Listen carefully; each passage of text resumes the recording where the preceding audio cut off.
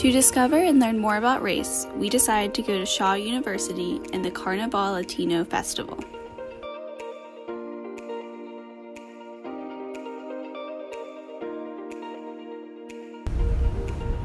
Shaw University is the first historically Black university to be founded in the South and amongst one of the oldest in the nation.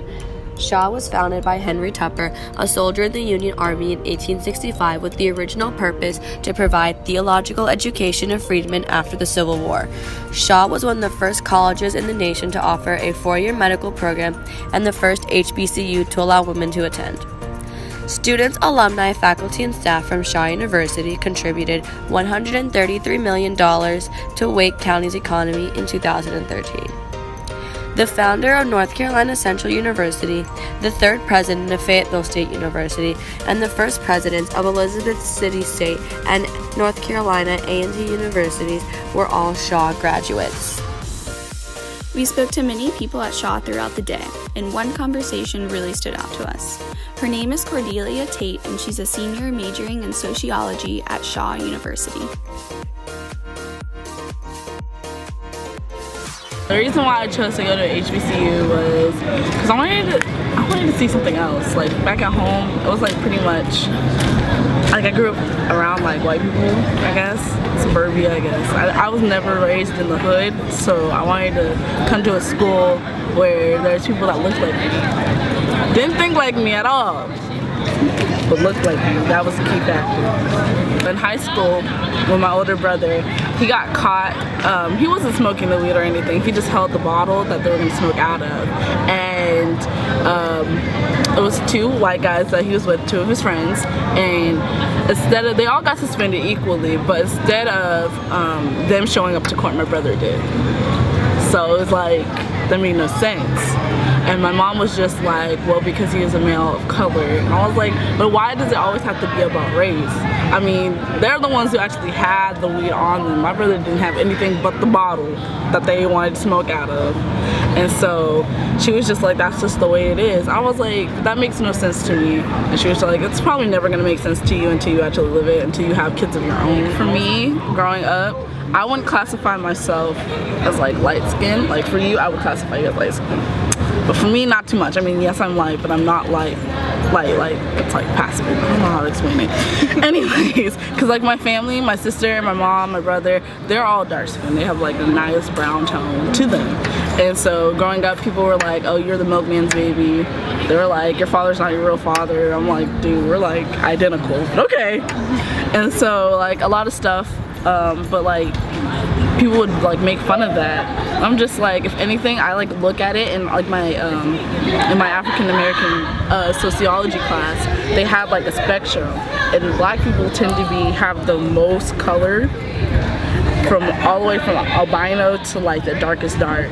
And so I'm like, that's interesting, but yet we divide ourselves into light skin and dark skin, when really we all just from Africa and all that stuff, and African diaspora and all that stuff. I feel like you can't just expect someone to, like, I'm not gonna say throw away, but to ignore their culture and what they feel comfortable, because sometimes the people that do come and that are not typically an American citizen, it would be their first time being out of their country. They'll be like, might be a first generation, so that when they see someone speaking the same language as them, or in the caf eating the same food that mom cooks back at home, like, yeah, I'm gonna sit there and want to talk to you, and then I'm gonna want to get together and all that stuff, because also you never know who actually might celebrate the same holidays as you, know, and so you want to feel that connect, that networking. So I see it's like a pros and cons, because then also you might forget that, hey, I'm also here to maybe experience or immerse myself in a different culture. If you were taught that this person, because of their skin tone, because of their gender or their sexual identity, you're supposed to hate them, and then they do something totally out of whack or out of the norm that you were told about, you're gonna question everything that person says. And that's why I think a lot of people should get out of their comfort zone, get out of the little area that they've been raised in, to go see other stuff, because at the end of the day, it'll change your perspective. If we can show each other like different aspects from our lives, then people might get an understanding that, hey, we're really not that different. We all want love. We all want to be able to speak our minds in a comfortable environment. I think people need to be made uncomfortable to finally get that. I think parents tend to cut their kids short sometimes. Especially, I don't think parents or people, adults, period, don't exactly see that when we say stuff in front of like children, they actually take that in. They soak it up.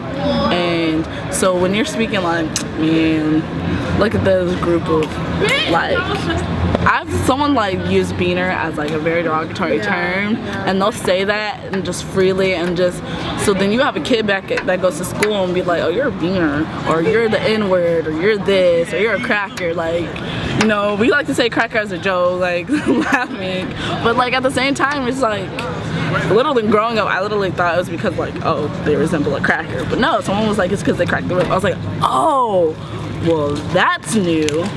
So you kind of get that like, wow, that makes no sense. Why would you just call someone that? Because at the same time, you don't know how that person is. At the Carnival Latino Festival, we walked around, enjoyed the music, and talked with Wanda Lopez, a professional singer, about what it means to be Latin American in the United States. My name is Wanda Lopez, and they told me La Voz de Oro is kind of the golden voice. And I came to this country 2 years ago, and all the Hispanic culture we have to learn in this country to speak English, and because otherwise we can't do almost anything here. So it's really good having your culture in our culture, because we have our culture since we're born. But your culture, we have a lot of like artists like Gloria Gaynor, Dolly Parton, Whitney Houston, Mariah Carey, Christina Aguilera, and Shakira. They are like Hispanic and they are American too. So we love the music around the world. But for me, that I'm a singer, I have from a lot of places. In my country, that is Cuba, we have a system that is not really good. So we have the Castros, and they don't allow me sing if I don't have a paper that say that I'm professional. And in any country, here in America, in any country, you can sing, and if the people hire you, you are professional because they pay you. But in Cuba, it's not allowed. If poor people tell you that you don't sing good, you can't sing. So that happened with me in Cuba. They say you can't sing here because you don't have the papers, and I say what? And other thing about Cuba, that we don't have like the freedom that we need to live. And here in America, we have that freedom. So I have the freedom to sing in any place. I have the freedom to speak anything that I wanted to say, even if it's against the government. You know what I mean? In Cuba, I can't do that. Here, I can do it. So when I go to Cuba again, after I left Cuba, I just get to my country, and I was like, oh my God, this is Cuba. Unfortunately, I don't want to live in Cuba for now, because in Cuba I don't have the freedom. Cuba don't have a lot of things that I need, like artists, to progress, to be someone that I want to be. But we have a lot of good things that a lot of countries they don't have. So I lost the fear to speak. So the Cuban culture, we have fear every time when we spoke to somebody. We just don't want to talk about politics because we have fear. So I lose that fear.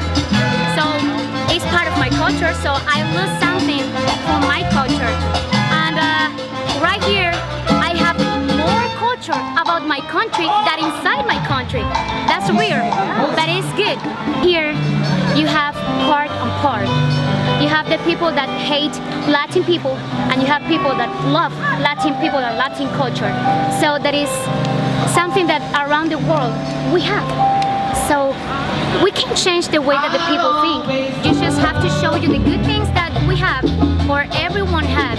But if if you don't want to see it, I can force you. So I don't want to change anything about America because the world have everything. We have bad guys, we have good guys, and we have people that hate each other. We have people that love each other. We have people like hate gays. We have people that love gays and they have their whole families. Whatever you want to do, speak whatever you want to speak. Tell everybody who you are because no one can change the way that you think except you. Going to both Shaw University and the Carnaval Latino Festival impacted our thoughts and made us reflect on race. Even though NC State has great diversity, there are so many people here, so many people that you can just get lost in your class. So like, business admin doesn't have that great diversity. There's a lot of white people in that class, and it's hard to take a step back and look at how diverse NC State is when there's just so many Caucasian people at State. Yes, I do feel like I fit in at NC State, although I feel like a minority a lot of the times and in a lot of my classes and even in my building. I still feel like I am similar to a lot of the people here, whether it be with my opinions or my mindset or my academic standing. So I feel like I'm around people who are like me. Just because they don't look like me doesn't mean they don't act like me. I really liked to hear the parts where they talk about how a lot of families even, they're kind of hypocritical of themselves when it comes to race. And one girl we talked to, she says one of her best friends, she's white, she says her best friend's family is super racist, says horrible things, and yet when this girl's like, well, what about my best friend? He's a black person, does that mean you don't like her? And they're like, oh no, she's fine, her family's cool or whatever, but the rest of them, no. And that's just not how it works, and it just shows really the ways that racism can be manipulated in many different situations. A black person can be racist. And people who say otherwise, saying, oh, but blacks don't have the power in the world, you don't have to have power just to be racist against someone. You can easily exclude someone out of an activity. Even today, there are a lot of black people and other ethnic groups having prejudice and excluding people from certain activities just on their race. I would say that there are some disadvantages of white privilege, mostly based around the stereotypes surrounding white people. So as a white person, you might be expected to act a certain way or play a role in a group or a society that kind of fulfills those stereotypes. Overall, I feel like going to Shaw University and the Carnaval Latino Festival really made me think about privilege and what privileges I have as being white. It also made me think about what it means for people to go to HBCUs and all of the history behind HBCUs and the diversity as compared to NC State. Ella Baker, a Shaw University graduate and civil rights activist, once said, "In order to see where we are going, we not only must remember where we have been, but we must understand where we have been."